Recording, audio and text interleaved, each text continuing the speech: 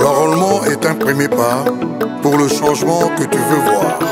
Il est temps, il est temps, il est temps, il est temps. L'opération d'identification et d'enrôlement des électeurs en République démocratique du Congo démarre ce 24 décembre 2022. Quid des préparatifs? Que retenir de l'application qui permet le préenregistrement? Que savoir des pièces d'identité à présenter? Tous ces questionnements justifient bien l'organisation de ce grand plateau qui met en face à face une forte équipe de la CENI, conduite par son Excellence Madame le rapporteur et 4 directeurs. Et en face d'eux, des experts en recherche, traitement et diffusion de l'information, des chevaliers de la plume et qui sont là pour poser toutes ces questions que l'opinion se pose. Nous invitons la journaliste Rachel Kitita à prendre place devant le fauteuil. Elle sera en face de Madame le rapporteur de la Commission électorale nationale indépendante, Patricia Nseya Moulela.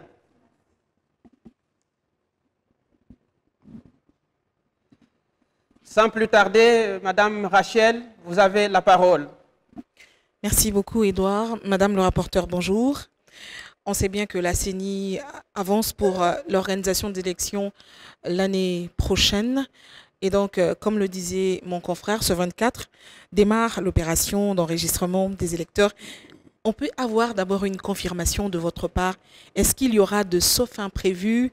Est-ce que toutes les provinces de la première ère opérationnelle, les 10 provinces, ouvriront donc le bal de l'enrôlement des électeurs à travers la République démocratique du Congo? Merci Madame Rachel Kisita pour votre question. Il n'y a plus de doute pour le lancement de l'opération de l'identification et de l'enrôlement des électeurs pour la première ère opérationnelle qui est composée de 10 provinces, notamment les provinces de l'Équateur, de Kinshasa, de Congo central, du Kwilu, du Kwango, de Maïndombe, de la Mongala, du sud Ubangi, du nord Ubangi et de la Chouapa. À ce jour, tout le matériel sont déployés dans les 10 provinces. Nous poursuivons avec la sensibilisation qui va se terminer d'ailleurs le dernier jour de l'enrôlement. Et à ce stade, nous avons la formation qui est à sa dernière phase avec la formation des PCI qui sont les présidents des centres d'inscription et les PP qui sont les préposés polyvalents et les pays qui sont les préposés à l'identification. Donc je dirais à ce jour, plus de doute, le 24 décembre 2022, nous allons lancer l'opération de l'enrôlement. Dans toutes ces provinces, dans tous les coins et les recoins, Madame, vous en êtes sûre? Pour la première ère opérationnelle, il n'y a plus de problème. D'ailleurs, il y a ma collègue, la questeur adjointe, qui est à Séoul pour superviser la livraison des matériels pour la deuxième ère opérationnelle, dont le hub principal est Lubumbashi, et la troisième ère opérationnelle, dont le hub principal est Goma. Donc à ce stade, il n'y a plus de doute. En parlant de votre collègue, on sait que vous-même, vous avez supervisé la production des kits en Corée du Sud. Est-ce qu'on peut se fier à la qualité de ce matériel pour un travail de qualité? Je dois féliciter nos équipes, nos techniciens, parce qu'ils ont fait un travail très considérable. Nous avons un kit à ce jour avec des innovations considérables. Moi-même, personnellement, j'ai eu à superviser le lancement d'abord et la production des kits. Et je vous dirais qu'avec les cadres de concertation que nous avons tenus, il y a eu plus d'applaudissements que de critiques.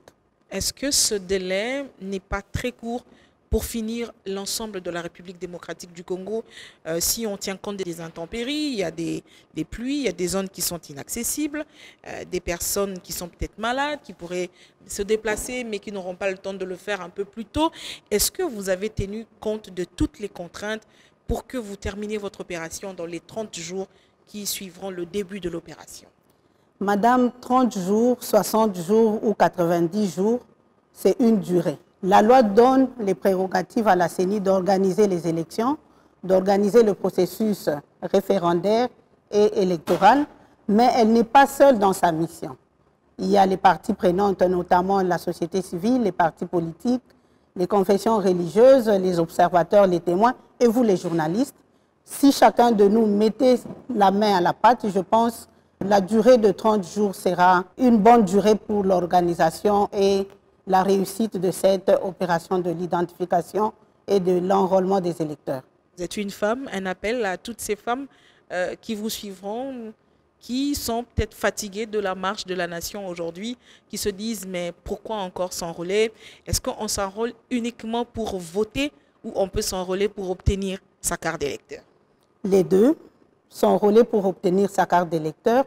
D'ailleurs, pour votre information, en 2023, la carte d'électeur obtenue en 2016 ne sera plus valide.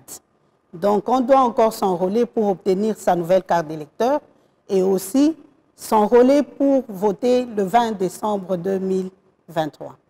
Nous prenons maintenant Patty Thierry de Univers FM qui sera en face du directeur juridique Eddie Kissile.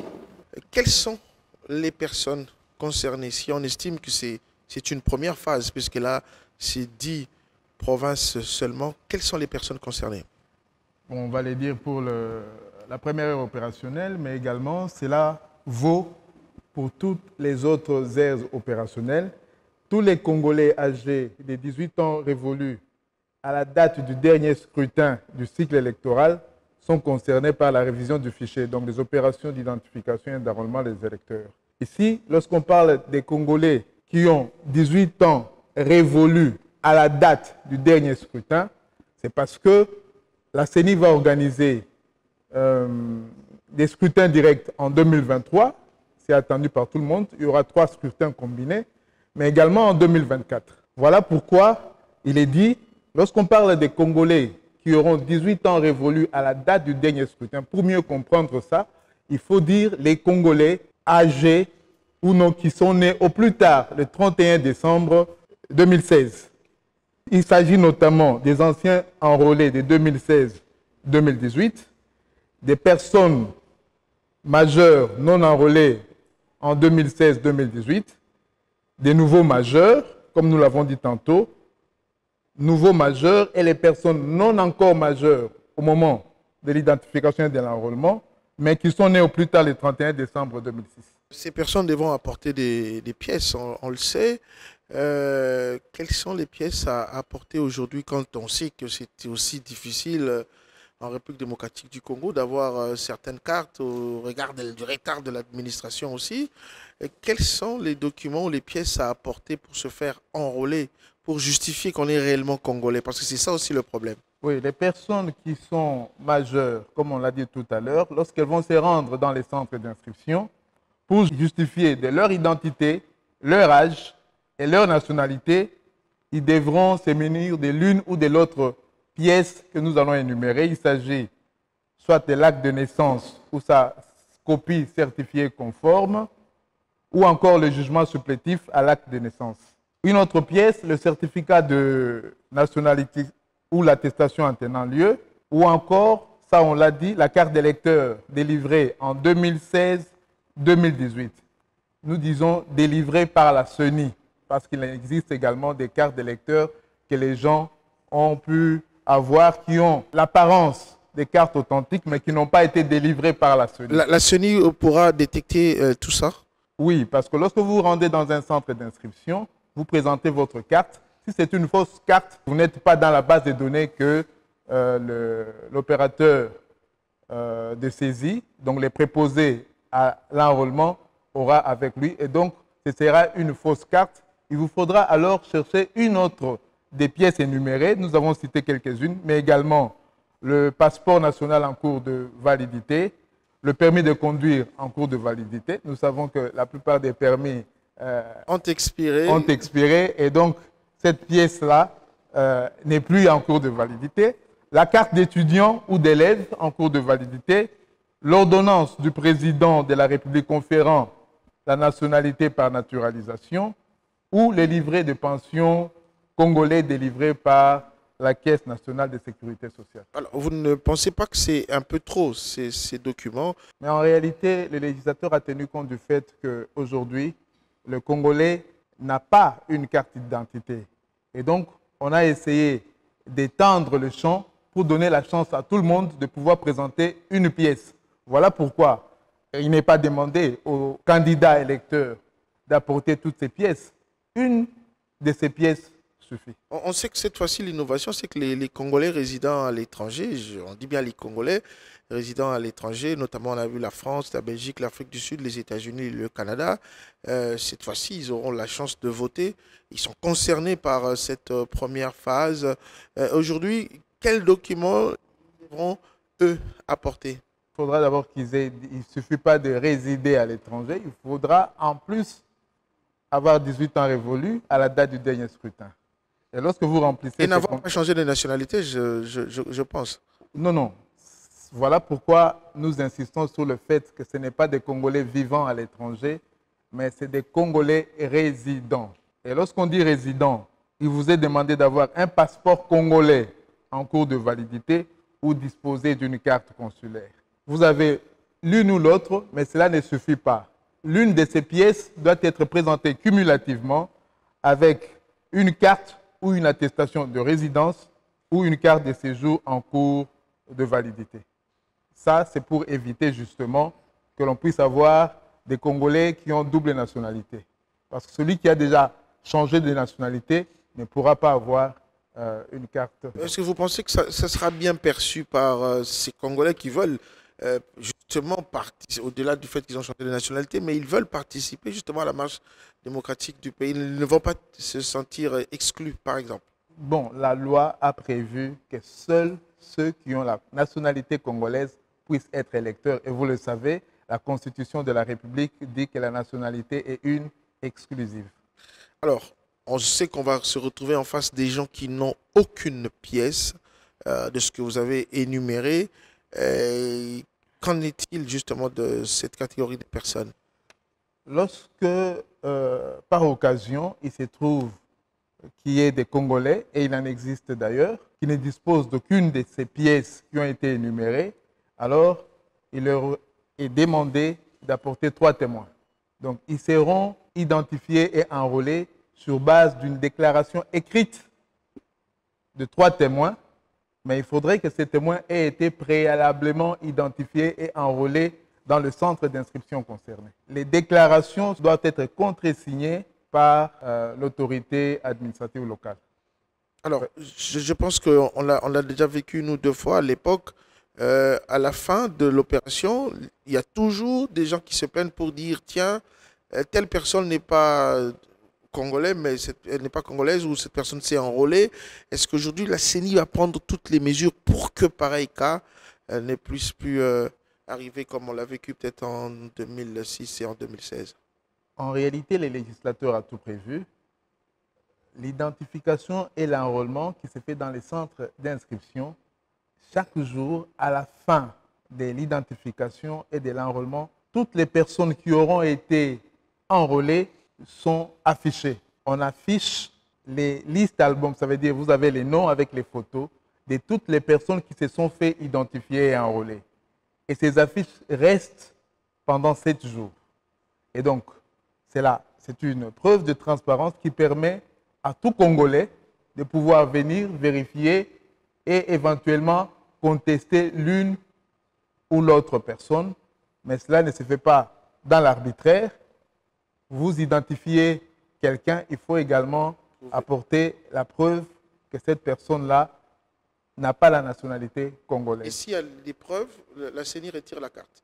Lorsque quelqu'un est contesté, il y a une procédure devant les centres d'inscription qui peut aller jusqu'au niveau des juridictions, des tribunaux administratifs. Jordi Ngacham de la radio Okapi, prenez place, vous serez en face du directeur de la sensibilisation Désiré Molekela. Monsieur Désiré Molekela, bonjour. Bonjour. L'enrôlement des électeurs démarre le 24 décembre 2022 jusqu'au 23 janvier. Alors, on n'a pas senti une forte mobilisation de la population. Est-ce que vous avez eu suffisamment le temps de le faire? Il est vrai que le temps pour préparer l'opération a été très court.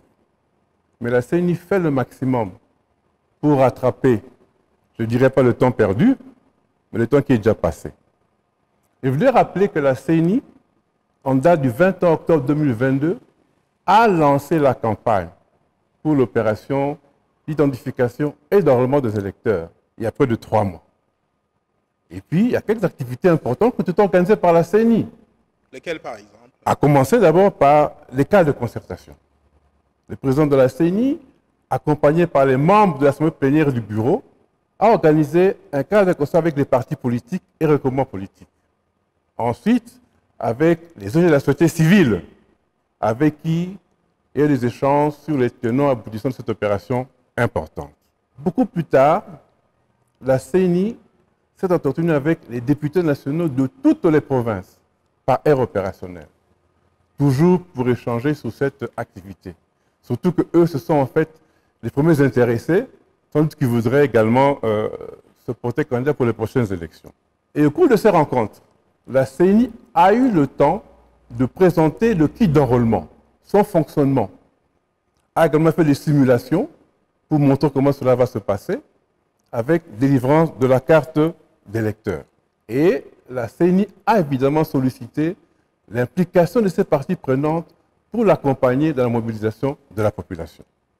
Entre-temps, la CENI a produit divers supports de sensibilisation, des dépliants, des affiches, des banderoles, des képis comme j'en porte ici, ainsi que des t-shirts, qui ont été produits et déployés dans tous nos démembrements, dans les CEP et dans les antennes, pour servir comme outil de sensibilisation. Alors, il y a une catégorie de la population qui est parfois négligée. Laquelle? Celle qui est dans les milieux ruraux, villages, groupements. Parce que là, évidemment, il y a moins de radios, à part les radios communautaires, parfois pas de télévision, pas de journaux, donc ils sont un peu négligés. Alors, la CENI a adopté une stratégie de sensibilisation de proximité.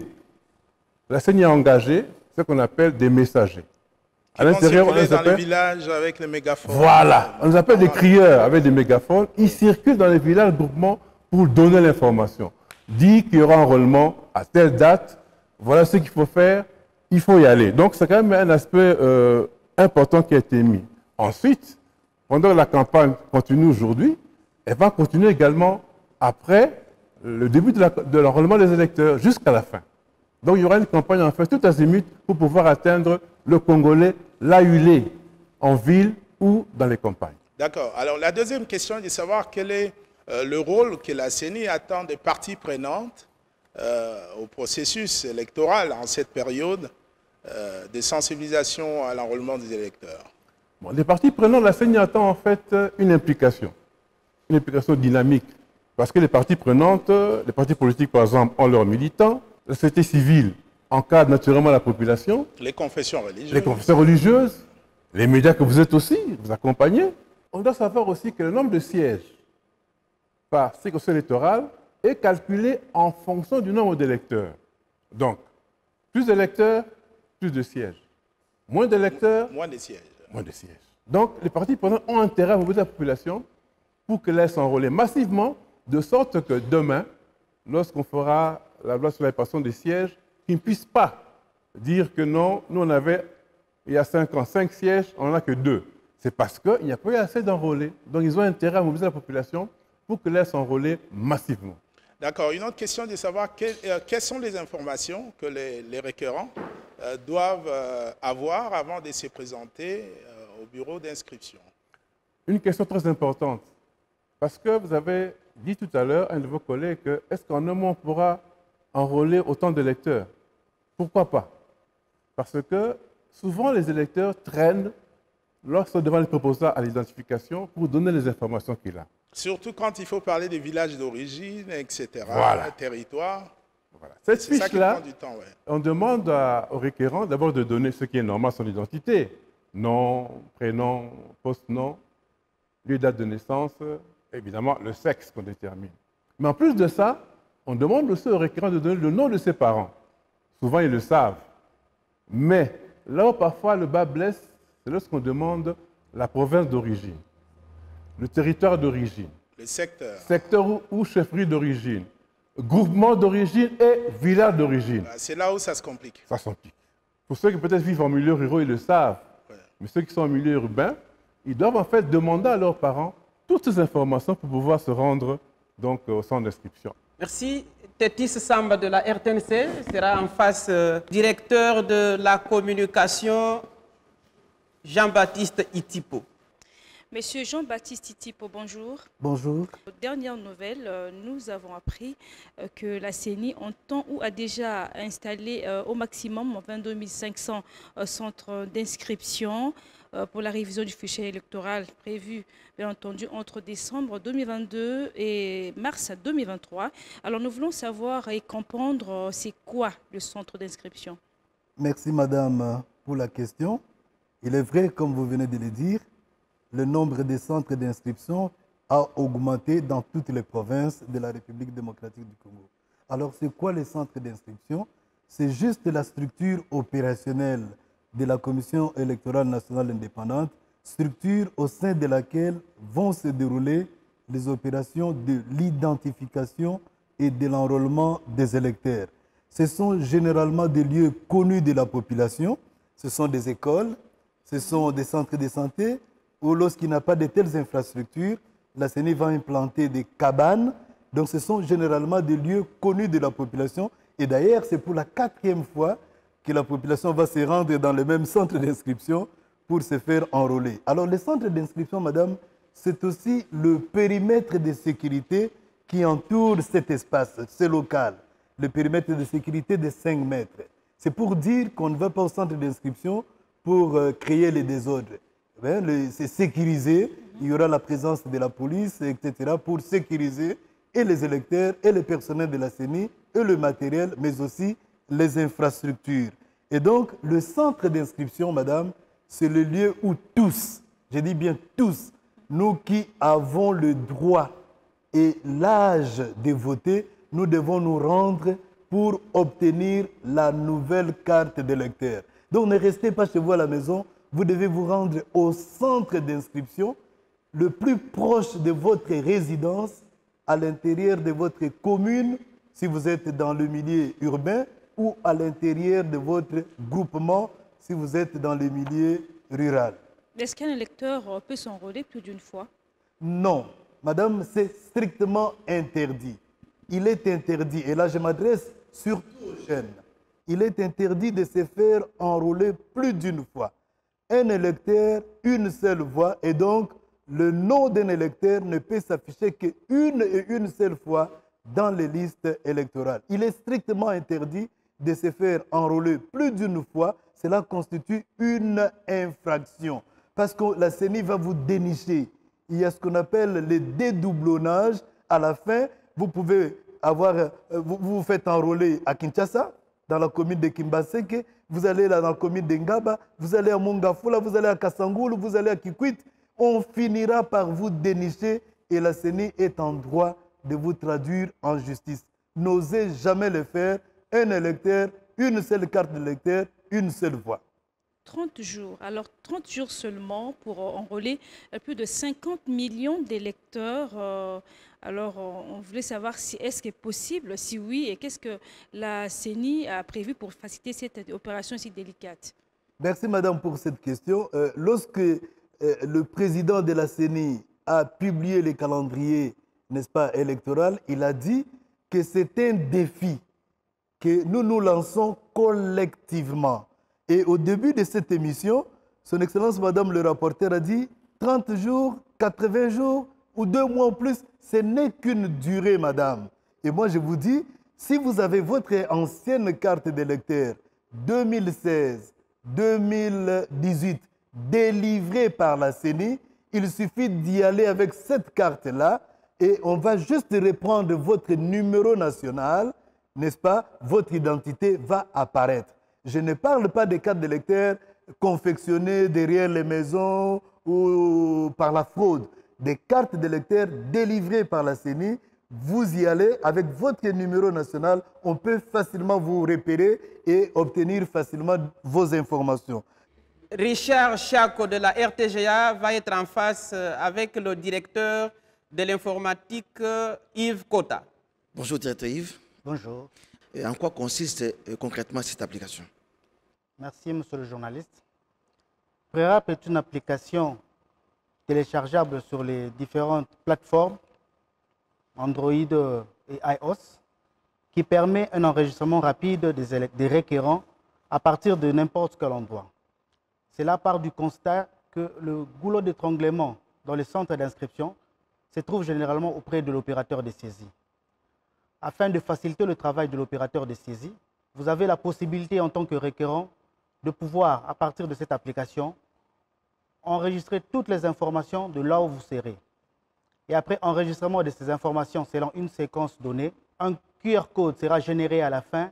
QR code, vous allez présenter auprès de l'opérateur de saisie du centre d'inscription afin d'obtenir votre carte d'électeur et de faciliter votre enregistrement. J'ai essayé de me pré-enregistrer par rapport à cette application, mais j'ai trouvé dedans certains détails que vous avez placés. Vous demandez à un requérant, par exemple, le code postal, la couleur des yeux, son ancien numéro national, par exemple, l'adresse email. Pourquoi tous ces détails alors que c'est juste une identité de la personne et puis vous la reste? Au départ, l'opération d'enregistrement 2022-2023 sera, si vous le savez, couplée à l'opération d'identification de la population qui sera menée par l'ONIP. Donc, les informations se trouvant sur le kit d'enrôlement et sur l'application Prérap sont liées à ces deux opérations.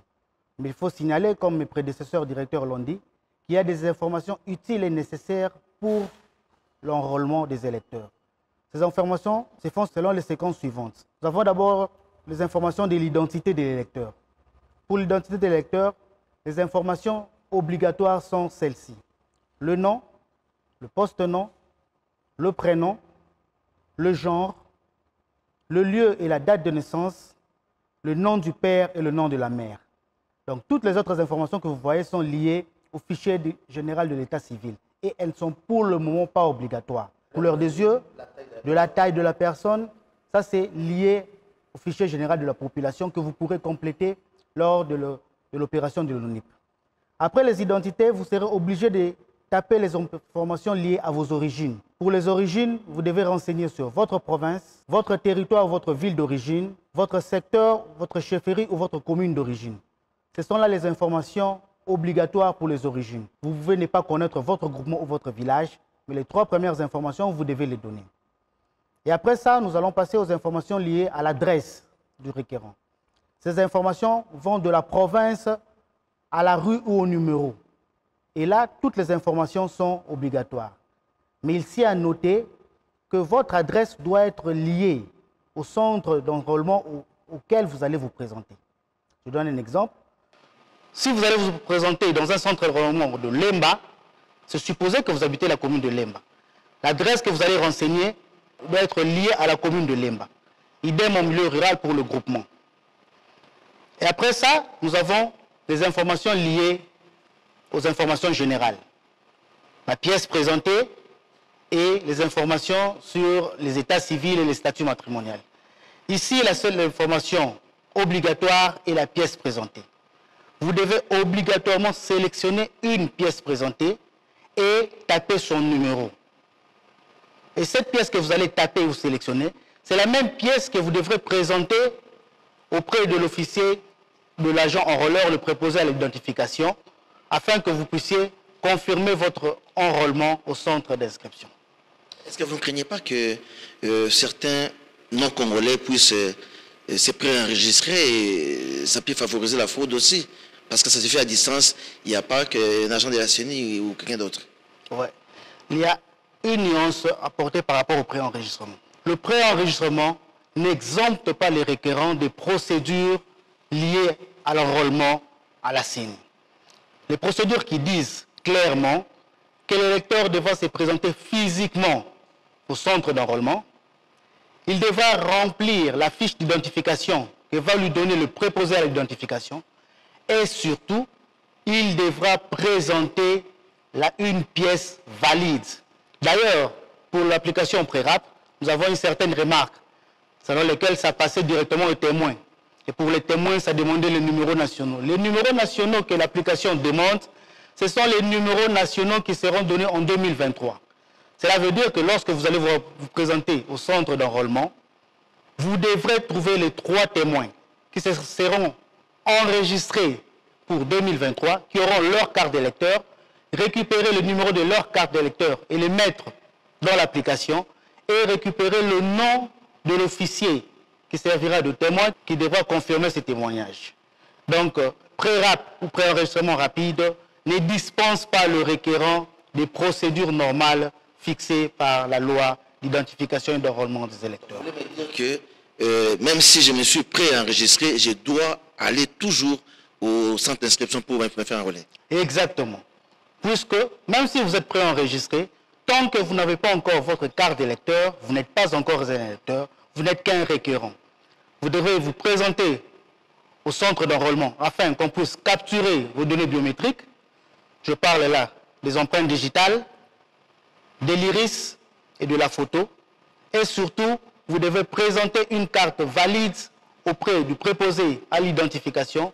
Et ce n'est qu'à l'étape de l'opérateur de saisie que vous allez présenter le QR code généré par votre préenregistrement afin de lui faciliter la tâche de récupérer automatiquement toutes les données que vous aurez saisies avant de venir au centre d'enrôlement. Une dernière question. J'ai mon smartphone, je vais me préenregistrer. Comment je peux procéder rapidement? Rapidement, les étapes pour se préenregistrer sont les suivantes. Vous devez d'abord, avec votre smartphone, vous connecter à une plateforme de téléchargement. Nous parlons généralement de Play Store, App Store. Téléchargez l'application qui ne pèse que 6 mégas. Ça ne vous prendra au maximum que 20 à 30 secondes. Après avoir téléchargé l'application, je dois signaler que l'application ne requiert aucun abonnement ni aucun paiement. Elle est totalement gratuite. Après avoir téléchargé l'application, vous pouvez même vous déconnecter d'Internet. Vous n'avez même plus besoin de pouvoir être connecté à quelconque réseau. Vous pouvez maintenant lancer votre application afin de procéder tel que je l'ai dit auparavant pour remplir vos identités. J'invite à présent la journaliste Bijou Idi de Digital Congo et on va clôturer avec Madame le rapporteur qui a certainement un dernier mot. Madame le rapporteur, quel est votre message à la population de 10 provinces? Le message est celui de demander à toute la population de s'empresser pour avoir sa nouvelle carte d'électeur. La carte d'électeur obtenue en 2016 ne sera plus valide. Donc on doit encore s'enrôler pour obtenir sa nouvelle carte d'électeur et aussi s'enrôler pour voter le 20 décembre 2023. Merci à l'équipe de la CENI, merci aux journalistes, merci. L'enrôlement est un premier pas pour le changement que tu veux voir. Il est temps, il est temps, il est temps, il est temps, il est temps.